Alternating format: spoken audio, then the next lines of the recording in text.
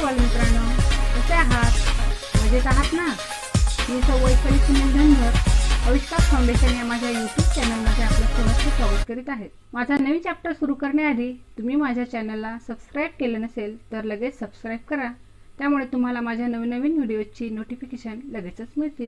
We learn subject mathematics for standard 5th and today's chapter is circles. In this video we learn about an arc of a circle. वर्तुळ कंसाविषयी माहिती पाहणार आहे. याच्यामध्ये first here we see picture shown alongside is a plastic bangle. If the bangle breaks at point A and B, it will split into two parts as shown in the picture. आता पहा, बाजूला एक प्लास्टिकची वर्तुळाकाराची बांगडी आहे आणि ती बांगडी जर ए आणि बी बिंदूपाशी जर तुटली तर तिचे 5 तुकडे अशा प्रकारे तयार होतील. म्हणजे तिचा हा भाग एक असा तयार होईल आणि हा सुद्धा असा तयार होईल. तो ए, तो त्याचे ए बी, हे सुद्धा ए बी असेल. Each of these parts is an arc of a circle. हा प्रत्येक जो भाग आहे असा तुटलेला हा आहे त्याला म्हणतात वर्तुळ कंस. An arc of a circle. On the given circles there are 2 points P and Q. These 2 points have divided the circle into 2 parts. Here also we see that there are points on the circle, and if P and Q point, these 2 points have divided the circle into 2 parts. Here we see P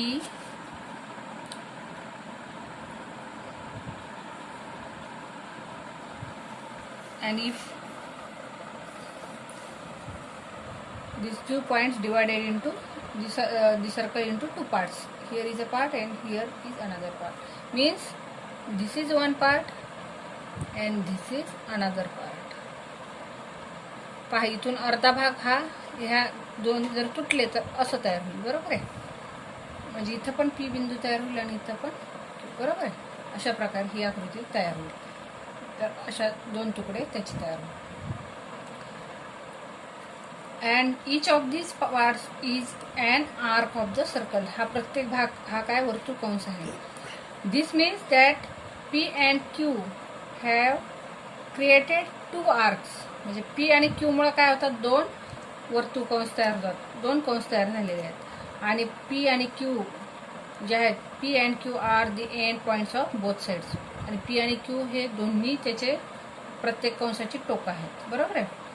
from the name arc P Q, म्हणजे कंस P Q या नावावरून we cannot say that which of this 2 arcs we are speaking of. आपल्याला आता P Q म्हटलं, नुसतं आपण जर म्हटलं आर्क पी क्यू तर कोणता पी क्यू आर्क तुम्हाला समजणार आहे का, हा आहे की हा आहे. तर तो वी कॅनॉट वी आर म्हणजे we cannot say which of this 2 arcs we are speaking of.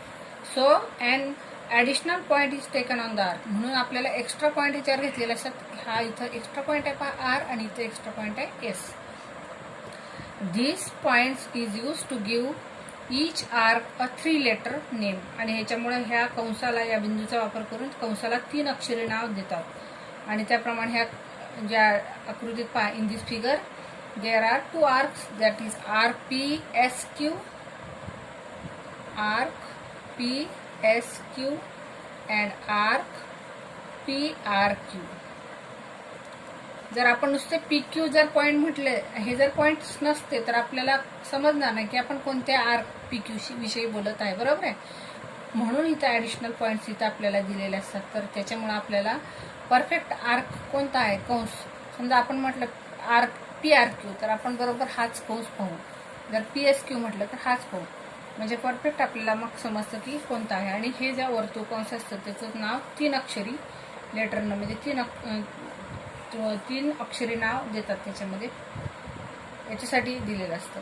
आणि आपल्या ह्याचा जो ड्रॉबॅक आहे, म्हणजे पी क्यू आपण नुसते 2 पॉईंट घेतले तर तो काय होऊ शकतो, तर अशा प्रकारे होऊ शकतो. कोणता आर्क आहे ते समजत नाही आणि म्हणून आर्कला नाव देताना ते 3 अक्षरी नाव देण्यासाठी आपण एक ॲडिशनल पॉईंट इथं ठेवतो आणि म्हणून 3 अक्षरे आपल्याला नाव असं मिळतं आणि मग आपल्याला परफेक्ट कोणता आर्क आहे तो समजतो. In this way today we learn about the arc of a circle, and now we solve the problem set number 31. Here we see a figure.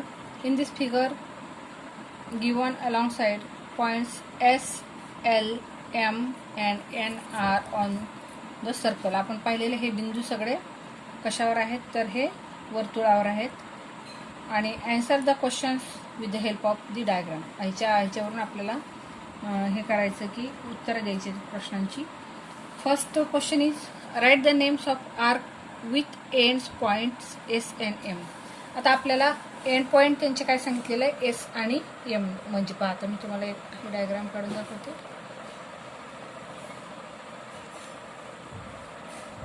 टोकं एस आणि एम आहेत त्या कंसाची. आता समजा शेवटचं टोक म्हणजे हे आणि हे. म्हणजे आता असं करा की हे कट करूया आपण, बरोबर आहे. तर त्यामुळं काय होणार आहे हा कट होणार आहे भाग आणि इथं सुद्धा पुन्हा एस आणि एम असेच पॉईंट तयार होणार आहे, बरोबर आहे. असं लक्षात घ्या. इथून कट झालं म्हणजे ही बांगडी इथून तुटली तर हा एक आर्क तयार होणार आहे. Arc S L M, S L M एक तयार होणार आहे आणि एस एन एम.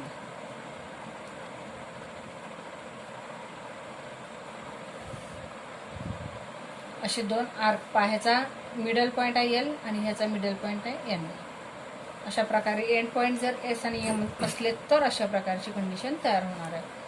आता आपण दुसरा जो आहे त्याने काय म्हटलेलं आहे write the names of the arc with the end points L and N. आता ज्या कंसाची टोकं शेवटची एल आणि एन आहेत तर अशा वर्तुळ कंसाची नावं आपल्याला त्या कंसाची नावं लिहायची आहेत. एस एल एम एन आणि एंड पॉइंट्स कोणते आहेत एल आणि एन. म्हणजे आता आपल्याला इथं तुटणार आहे आपली बांगडी आणि पुन्हा पा ही एक तुटणार आहे इथं तुटणार आहे म्हणजे इथं पुन्हा एन आणि इथं पुन्हा एल असे पॉईंट तयार नाही, बरोबर आहे. ही बांगडी इथं तुटल्यामुळे हे हा एक तुमचा आर्क तयार झाला इथपर्यंत आणि हा एक झाला. तर याच्यामुळे आपल्याला दोन आर्क्स मिळालेले आहेत. आर्क एल एम एन आणि arc L S N. In this arc we see that M is middle point and in this arc S is middle point.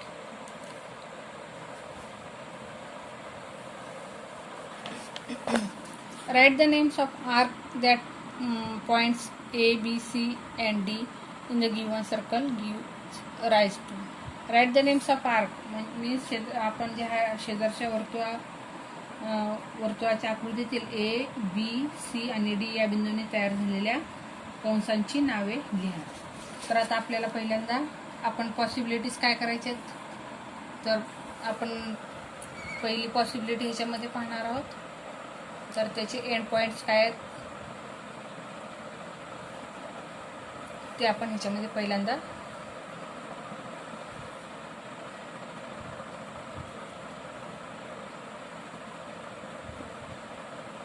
A B C आणि डी. तर आपण पहा end point आपण ए आणि C घेऊया. हे दोन पॉइंट एंड पॉइंट आहेत. मग इथं जर आपली ही जर कट झाली अशा प्रकारे कंडिशन तयार होईल. म्हणजे इथं पुन्हा सी नाव आणि इथं पुन्हा ए नाव तयार होईल. म्हणजे इथं जर when they arc with the end points A and C. जर एंड पॉइंट त्याची शेवटची टोकं ए आणि सी असलं आणि तिथं जर तुटलं तर दोन कंस मिळणार आहेत तुम्हाला. तर पहिला आर्क मिळणार आहे ए बी सी हा इथपर्यंत आणि दुसरा आर्क मिळणार आहे वर्तुळ कंस ए डी सी. ही पहिली कंडिशन झाली. आता नंतर आपण पहा हे आपण पुसून टाकणार आहे अशा प्रकारे. ही पहिली कंडिशन जेव्हा एंड पॉईंट ए आणि सी घेतले. आता आपण हा आणि हा जोडू शकत नाही. हा आणि जर हा आपण असा जोडला तर तो काही 3 अक्षरी होत नाही, किंवा हा जोडला तर पण तो पण होत नाही 3 अक्षरी, कारण वर जो आर्क असतो तो 3 अक्षरी आपल्याला पाहिजे असतो, तेव्हा तो समजतो की परफेक्ट कोणता आहे. तर आता दुसरी कंडिशन काय आहे, तर डी आणि बी हे पॉईंट पण असे हे शेवटचे पॉईंट त्याचे आहेत, एंड पॉईंट्स आहेत. म्हणजे इथं कट झालं, इथं कट झालं, तर इथं पुन्हा बी आणि इथं पुन्हा D. When endpoints are D and B, arc first we get DAB, and the second arc is DCB. अशा प्रकारे आपल्याला पहा एंड पॉईंट्स जेव्हा ए आणि सी असतात तेव्हा आपण पाहिलं पहिल्यांदा, आणि आता एंड पॉईंट्स डी आणि बी असले तिथं कट झाले तर आपल्याला अशा प्रकारे आर्क्स मिळतात. Then question number 3, give the names of the arcs that are made by points P, Q, R, S and T in the figure. आता पहा शेजारील वर्तुळाच्या आकृतीतील P, Q, R, S आणि T या बिंदूंनी तयार झालेल्या कंसांची नावं लिहायची आहेत. आपल्याला पुन्हा आकृती डायग्राम कशी काढायची आपल्याला, याच्यामुळे बिंदूंनी तयार झालेल्या आपल्याला आता एंड पॉईंट्स आपण आता घेऊया. पी आणि आर हे जर असे घेतले तर इथं तुटल्यानंतर एक आर्क मिळणार आहे तुम्हाला, first arc P Q R, बरोबर आहे. हा तुम्हाला वर्तुळकंस मिळाला, हा वरचा अर्धा, आणि उरलेला पहा कोणता आहे, पी. आता ह्याच्यावर पार्ट टी पण आहे, एस पण आहे, आर पण आहे, बरोबर आहे. तर 4 अक्षरे न घेता आपण पी एस आर घेऊ.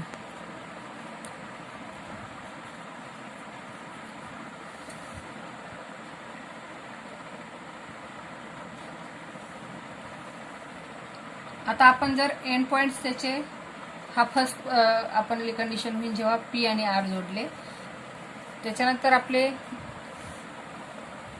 पी आणि एस हे जर पॉईंट एंड पॉईंट्स असले तर काय होणार आहे, आर्क पी आर एस, याच्यामध्ये क्यू पण आहे पण आपल्याला 3च अक्षर घ्यायचे, म्हणजे पी आर एस आणि PTS, आर्क PTS झाली सेकंड कंडिशन. आता आपल्याला पॉइंट्स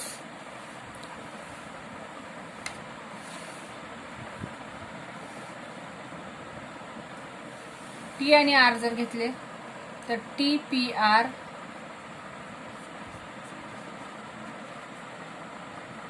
आर्क पहिला काय म्हणता मिळाला, आर्क TPR, आणि दुसरा आर्क काय मिळाला, आर्क TSR.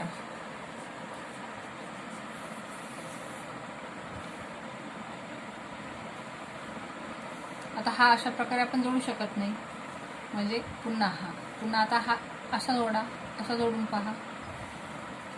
क्यू आणि एस एंड पॉइंट आहेत त्याचे, तर आर्क क्यू आर एस आणि arc S P Q.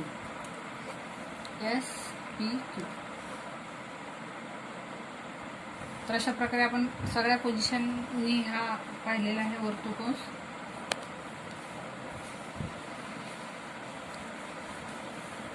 And note down the circumference of a different circular objects. आता आपण काय करायचं आहे, वेगवेगळ्या वर्तुळाकार वस्तू घ्यायच्या आहेत आपल्याला. तर त्यासाठी आपण पहिल्यांदा आपल्या घरात जे वस्तू उपलब्ध होतात अशा गोलाकार जे आहेत त्याचा सर्कम्फरन्स कसा मोजायचा, तर मी तुम्हाला एक इथं दाखवते.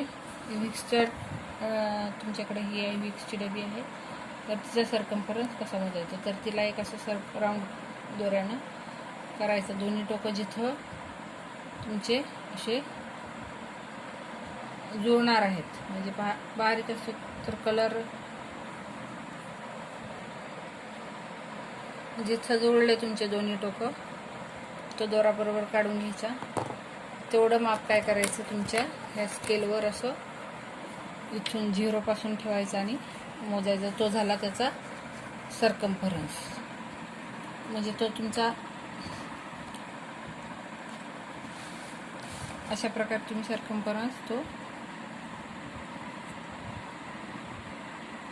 13.3 असा आहे, म्हणजे 13 सेंटीमीटर 3 मिलीमीटर.